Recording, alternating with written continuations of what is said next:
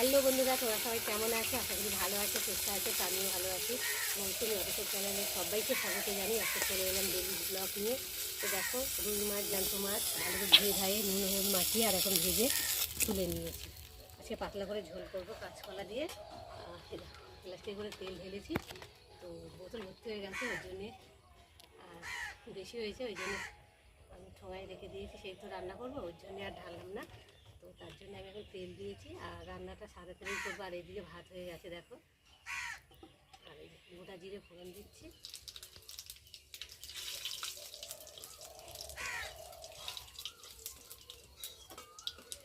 ফোড়নটা একটু ভাজা ভাজা হয়ে এসেছে, আর এখন কেটে রাখা পেঁয়াজ দেবো।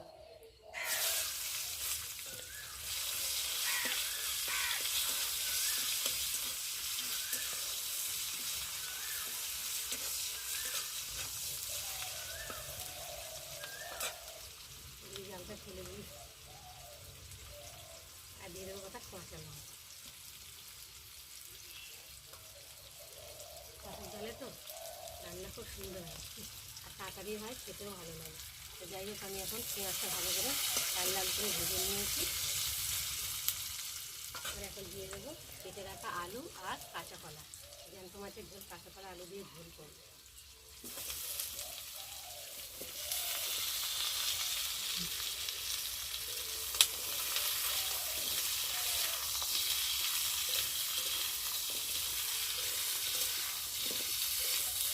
আলু আর কলাটা একটু ভেজে নেবো আর দিয়ে দেবো এখন পরিমাণ মতো নুন। নুনটা দিয়ে ভাজলে তো সবজিটা ভেজে যায় আর নরম হয়, কষানোও ভালো হয়।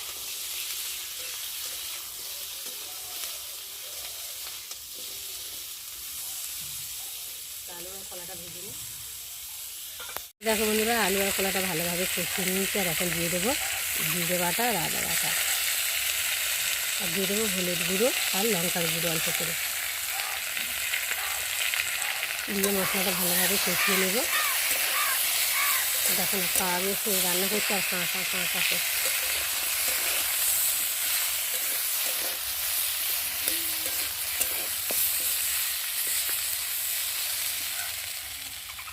দেখো, আর এইদিকে ভাত হয়ে গেছে, মাছ ভাজা হয়ে গেছে, মাছের ঝোল হবে আর সব কিছু করবো।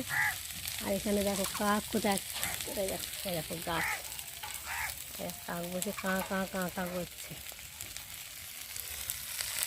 ভালো করে কষিয়ে নিই।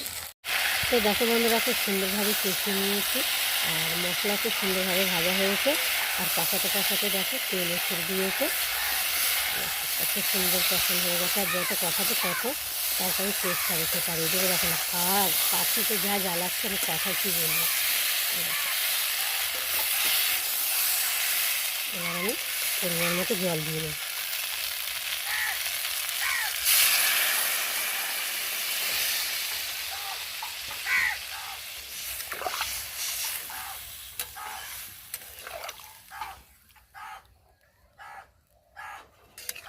ওখানে বসে বসে দাও দাও করছে। তো দেখো, জল দিয়ে দিলাম, দিয়ে আর এবার ভালো করে ফুটিয়ে নেব।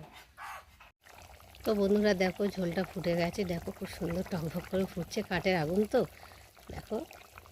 আর এখন আমি ভেজে রাখা মাছগুলো ঝোলের সাথে দিয়ে ভালো করে ফুটিয়ে নেব। দিয়ে আর একটু নেড়ে দেবো।